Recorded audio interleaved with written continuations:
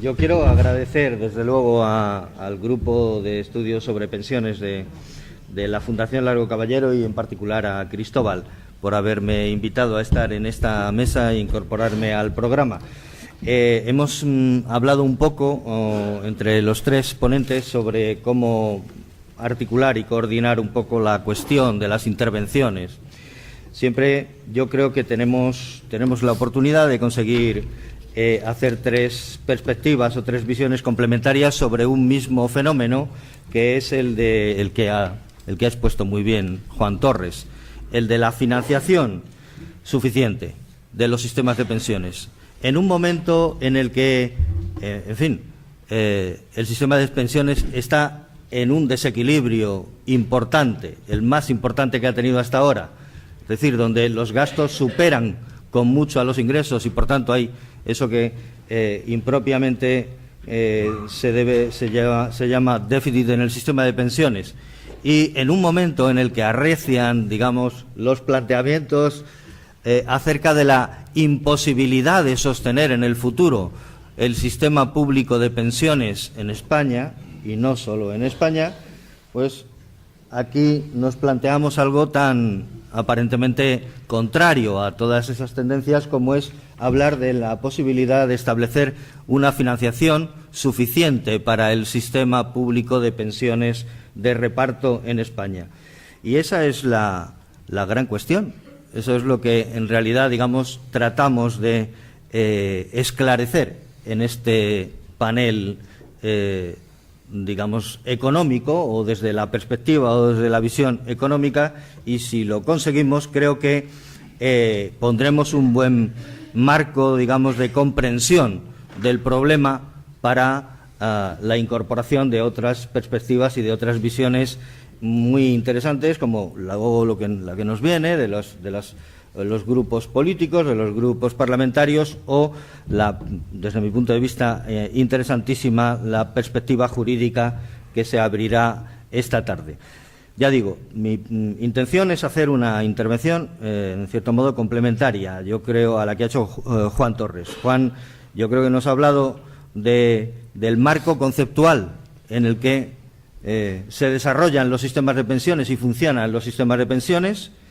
Nos ha hablado de los múltiples factores que influyen sobre ellos y también el contexto económico general en el que hay que inscribir los sistemas de pensiones para no contemplarlos de forma totalmente aislada de ese entorno y de ese contexto, y que al final todo sea una cuestión puramente contable de cuánto hay y cuánto hay que pagar, cuánto hay de ingreso y cuánto hay de gasto. Mi intención es aplicar eso, de alguna manera, a lo que ha pasado. Aplicar eso a una explicación del déficit actual de la Seguridad Social. ¿Cómo hemos llegado a esta situación? Me parece que esa es la mejor manera para luego proyectarlo, digamos, e intentar explicar algo acerca de la financiación futura de la Seguridad Social. Por tanto, pretendo hablar primero de los factores internos que han estado actuando y que explican el equilibrio y desequilibrio actual de la Seguridad Social. En segundo lugar, quisiera decir algo acerca de cuál es el planteamiento que hay ahora para resolver la cuestión del desequilibrio presente en el sistema de pensiones y en el sistema de seguridad social. Y, por último, tratar de enlazar eso con la, digamos, cuestión de fondo, la cuestión más importante, que es la de la sostenibilidad futura del sistema de pensiones. Y, bueno, entrando directamente en ello, yo creo que se puede decir que está bastante claro, analizando las cifras, que el actual déficit de la Seguridad Social se ha producido por un hundimiento claro de los ingresos del sistema de Seguridad Social. No tanto porque haya crecido exponencialmente el gasto, que ha seguido una senda totalmente previsible, incluso los niveles, los fundamentales, los datos que explican el crecimiento del gasto siguen una tendencia incluso más moderada que antes de la crisis económica, y donde se ha producido el gran cambio, donde las curvas de ingreso y gasto se cruzan, es precisamente por la caída de los ingresos. Eso es lo que ha producido el déficit. ¿Y por qué se ha caído o por qué se ha producido ese hundimiento de los ingresos? La tesis habitual, yendo muy rápido y pido disculpas por ello y siendo muy esquemático con el asunto, la tesis habitual es que la crisis económica es la que ha causado ese hundimiento de los ingresos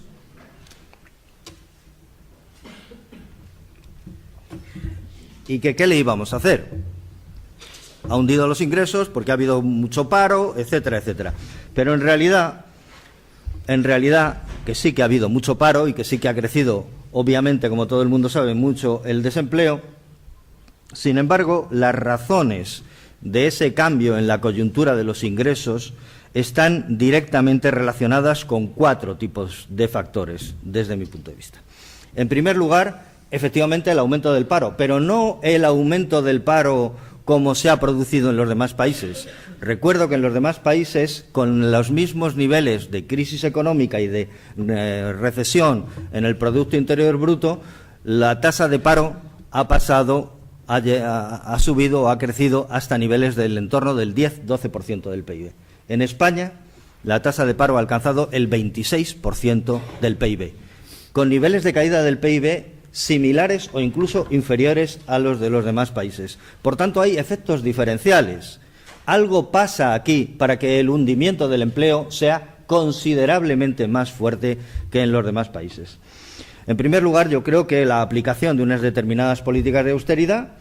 En segundo lugar, unas políticas de regulación del mercado de trabajo que favorecen el despido como mecanismo de ajuste frente a cualquier otro mecanismo de ajuste de las empresas.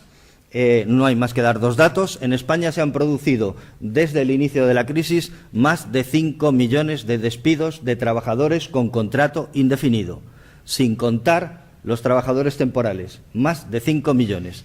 Prácticamente la mitad de todo el empleo indefinido del sector privado que había al comienzo de la crisis ha sido despedido durante ella, contados con nombres y apellidos por las estadísticas de prestaciones por desempleo del Ministerio de Trabajo.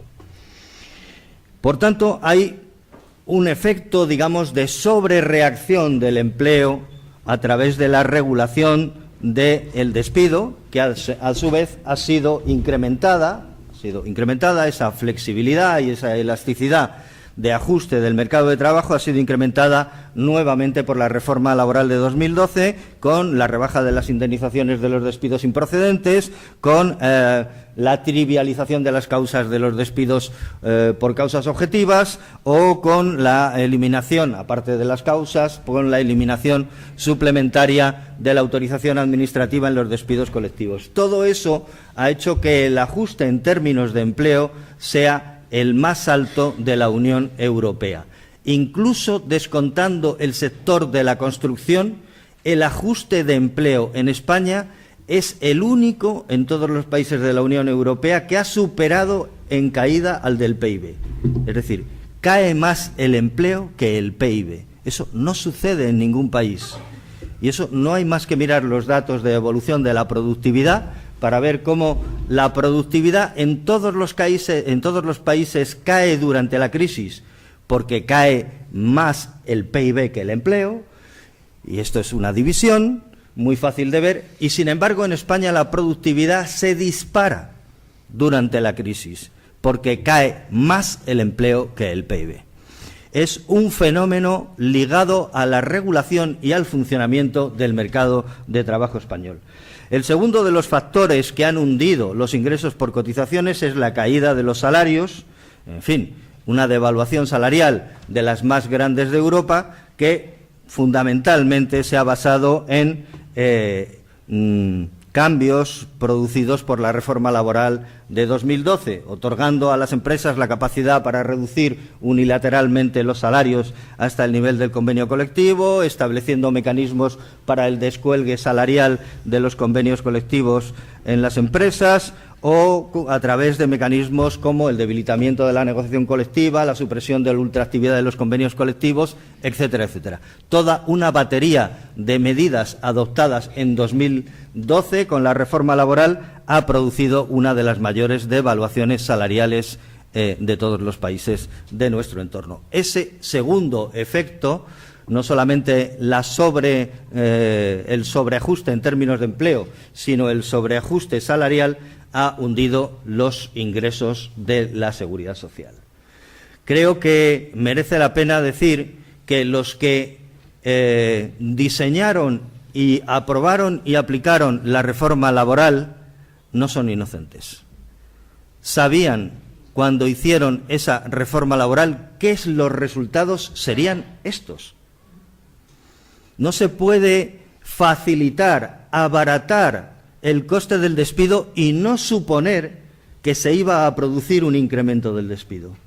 No se puede debilitar la negociación colectiva y facilitar el ajuste salarial unilateral por parte de las empresas y pensar que eso no se iba a utilizar. Eso se sabía que se iba a utilizar y, por tanto, se sabían sus efectos y sus consecuencias sobre los ingresos de la Seguridad Social. No se puede decir que ha habido que utilizar el fondo de reserva porque la crisis económica y el paro nos ha obligado. Mientras se tomaban estas medidas en el orden laboral, se sabía que eso vaciaría las cuentas de la Seguridad Social y vaciaría el fondo de reserva de la Seguridad Social. Y se sabía que se estaba vaciando el fondo de reserva de la Seguridad Social mientras no se decía nada, o al mismo tiempo que no se decía que esto era lo que se estaba haciendo y lo que se estaba produciendo. El segundo grupo de factores son los relativos, naturalmente, al crecimiento y a la creación de empleo, al tipo de creación de empleo que vino tras el ajuste. Tras el ajuste podía haberse producido, con la recuperación de la creación de empleo, un aumento más grande en los ingresos por cotizaciones. Sin embargo, no se produjo porque también las reformas laborales provocaron el aumento del empleo a tiempo parcial a través de distintos mecanismos de desregulación del mismo, porque se produjo un aumento del empleo temporal, que, como saben todos ustedes, en una gran medida es un empleo que no se sujeta a la normativa laboral, y, en tercer lugar, por la caída en el rendimiento en ingresos por cotizaciones derivado de todas estas características del nuevo empleo. El tercero de los factores tiene que ver con la caída en la cobertura de la protección por desempleo. Una parte de los ingresos de la Seguridad Social provienen de las cotizaciones de los desempleados, pero cuando la protección por desempleo, la cobertura cayó desde el 75 al 55% en solamente 2 años, eso contribuyó decisivamente al hundimiento de los ingresos de la Seguridad Social. Y, por último, un mecanismo, el cuarto factor, un mecanismo que utilizó por primera vez el Gobierno en la pasada legislatura, que es utilizar las bonificaciones y los estímulos a las empresas para la contratación de trabajadores con cargo a los ingresos de la Seguridad Social. Hasta ese momento, de una manera prácticamente constante, todos los gobiernos anteriores habían financiado las bonificaciones a la contratación a través de los presupuestos generales del Estado, reembolsando a la Seguridad Social mediante una transferencia del Servicio Público de Empleo estatal. Este Gobierno decidió que eso no lo iba a pagar con presupuestos generales del Estado, sino que iba a aminorar los ingresos por cotizaciones. En concreto, o en conjunto, los 4 grupos de factores explican el hundimiento de los ingresos de la Seguridad Social. Hundimiento que, contrariamente a lo que se dice, ha sido más intenso o fue más intenso en 2012 y en 2013 que en los años anteriores. De hecho, por ejemplo, en 2012 la caída de los ingresos de la Seguridad Social fue de 4.250 millones de euros y en 2013 de 2.850, superiores a las caídas en los ingresos que se produjeron al comienzo de la crisis, donde, sin embargo, la caída en el nivel de afiliados a la Seguridad Social había sido mayor. Por tanto, hay factores añadidos. Hay una aceleración en la caída del empleo, hay una aceleración en la caída de los salarios y hay factores añadidos como la caída en la cobertura en las prestaciones por desempleo y como la utilización de las bonificaciones para aminorar los ingresos de la Seguridad Social. Voy a intentar acelerar. ¿Qué se hace ahora? ¿Qué se plantea ahora? Ahora, en 2017. En 2017 se acaba el fondo de reserva. Ya he dicho que durante todos estos años jamás dijeron nada los gestores acerca de que esto iba a llegar. Y aún ahora, hasta la presentación de este presupuesto, no han dicho nada acerca de qué iba a suceder después del agotamiento del fondo de reserva de la Seguridad Social. Pero ahora ya no les queda más remedio. Ahora ya el fondo de reserva de la Seguridad Social en 2017 se termina de agotar, al menos si se sigue utilizando como se ha sido utilizado en los ejercicios anteriores. ¿Cuál es la opción que el Gobierno ha presentado para hacer frente a ese desequilibrio entre ingresos y gastos de la Seguridad Social una vez que se va a producir el agotamiento del fondo de reserva? Pues yo creo que ha sido seguramente la peor de las posibles desde mi punto de vista. Es evidente que hay que poner los recursos, si no, no se podrían seguir pagando las pensiones. Ningún gobierno podría dejar de poner los recursos para seguir pagando las pensiones. Eso sería, no sé, aparte de inaceptable, creo que generaría una situación social inimaginable y, por tanto, el Gobierno va a poner los recursos. ¿Pero cómo los va a poner?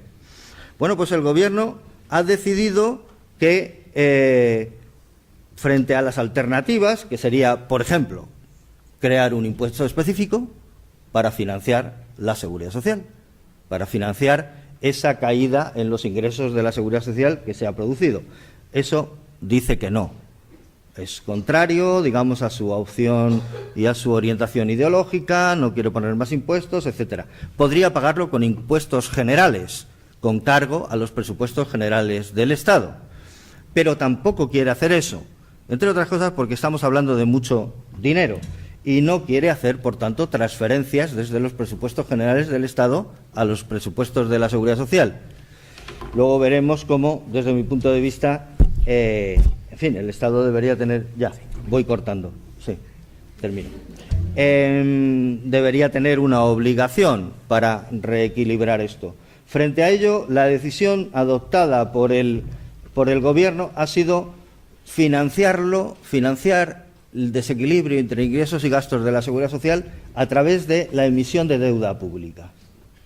No vamos a poner más impuestos, no vamos a utilizar los que ya tenemos en los presupuestos generales del Estado, los ingresos generales, sino que vamos a hacer una financiación por la vía de la deuda pública. Pero, oh maravilla, porque eso, bueno, pues usted verá, usted quiere tener más déficit, pues lo financia con deuda pública y tal. Es una opción política que está a su alcance. Pero lo realmente sorprendente del asunto es que el Gobierno lo que plantea es pedir deuda pública, emitir deuda pública, endeudarse con el exterior, pero no para dárselo a la Seguridad Social y financiar su déficit, sino para prestárselo a la Seguridad Social. Es decir, que la Seguridad Social no va a ser resarcida de la falta de ingresos provocada por factores que nada tienen que ver con la evolución del sistema de pensiones, sino con factores ajenos a su evolución como Seguridad Social. Y entonces la Seguridad Social va a quedar endeudada con el Estado. No solamente no va a, digamos, recibir la transferencia, sino que se lo va a deber al Estado. Seguramente esta es, desde mi punto de vista, la forma más torticera de financiar las pensiones, especialmente después de haber consumido los recursos del Fondo de Reserva durante tantos años. Y especialmente en una perspectiva como la que señalaban antes muy acertadamente los ponentes del panel anterior, en una perspectiva de largo plazo donde la Seguridad Social históricamente ha sido superavitaria durante décadas y los recursos, el superávit de ingresos de la Seguridad Social ha sido sistemáticamente utilizado para la financiación de otras muchas políticas de gasto. Creo que este es el peor de los sistemas y la situación es todavía más paradójica, si quieren ustedes, porque cuando entramos a aclarar las cuentas de la Seguridad Social nos encontramos con que la Seguridad Social española está pagando mucho dinero que no debe, no debería pagar y está dejando de cobrar mucho de lo que debería cobrar. Por ejemplo, está pagando, como ya he dicho, las ayudas a la contratación, que para 2017 serán del orden de unos 1.800 millones de euros, que aminorarán los ingresos por cotizaciones de la Seguridad Social. Por ejemplo, está pagando con cotizaciones de los trabajadores y de las empresas, está pagando con esas cotizaciones el sostenimiento de la Administración de la Seguridad Social, que es parte de la Administración del Ministerio de Trabajo y que cuesta cada año a las cotizaciones sociales, cosa que no se paga, que no sucede en ningún otro ámbito de la Administración, 3.900 millones de euros anuales. O está pagándose con cotizaciones del régimen general 10.500 millones de déficit correspondientes a los déficits de otros regímenes especiales y sistemas especiales de la Seguridad Social, como el régimen especial de autónomos, el sistema especial de trabajadores agrarios por cuenta propia y el sistema especial agrario por cuenta ajena, el régimen especial del mar, el sistema especial de empleados del hogar, el régimen especial de la minería del carbón, etcétera, etcétera, que son regímenes particulares de la Seguridad Social que vienen afectados por decisiones políticas que pueden estar perfectamente bien tomadas y pueden ser compartidas o no, según los casos, pero que establecen, digamos, unas condiciones de protección o de cotización más altas o más bajas de las que deberían ser para mantener esos regímenes en equilibrio. ¿Cómo se han venido históricamente pagando los desequilibrios de todos esos regímenes esos desequilibrios que han sido producidos por esas decisiones políticas? Con las cotizaciones del régimen general. Pero el hundimiento de las cotizaciones del régimen general, la bajada de nivel provocado por esos factores a los que me he referido antes, ha hecho aflorar la montaña. Ha bajado el nivel de las aguas, el nivel de las cotizaciones, y ha aparecido una montaña de gasto que no le corresponde a la Seguridad Social, pero que sigue pagando la Seguridad Social. En total, 16.200 millones del déficit de la Seguridad Social, es decir, casi todo el déficit de la Seguridad Social, corresponde a esos tres conceptos a los que me he referido.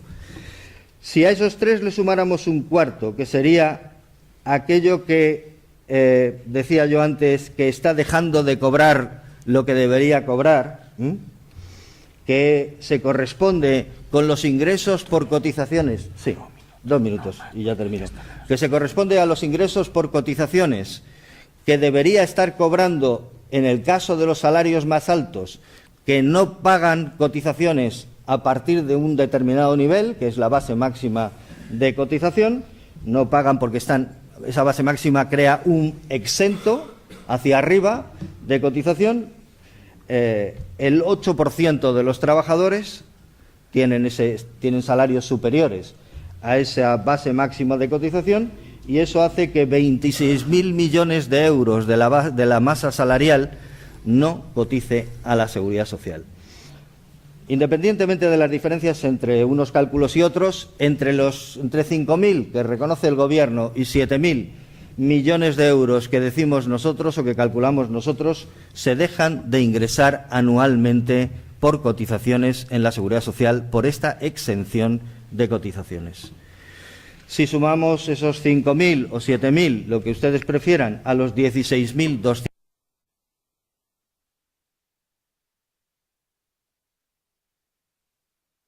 millones de euros, veremos que eso de que todo lo que la Seguridad Social paga sin deber y todo lo que deja de cobrar debiendo haberlo cobrado sea muy superior al déficit actual de la Seguridad Social.